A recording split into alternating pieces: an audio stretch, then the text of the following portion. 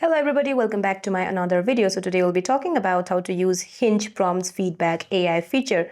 So to use this AI feature, what you're going to have to do is open your Hinge app and then go to your profile, which is at the bottom right corner of your screen.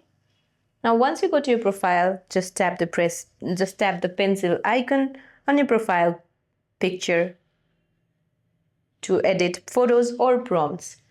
Now tap on one of your existing prompts if you have one, or create a new one. Now as you edit or add text, the AI will automatically generate feedback on that prompt, displaying it within the editing screen. The tool offers 3 levels of feedbacks. One, which is a great answer, which tells you the answer is solid and doesn't need changes. The second is try a small change, which suggests minor tweaks to make the answer more engaging. Now the third is go a little deeper, which recommends adding more personal details to stand out. Now you can choose to follow the AI's suggestions and update your prompt, or ignore the feedback and keep your original answer. So that's it for this video, guys. I hope you like this video. See you in my next one.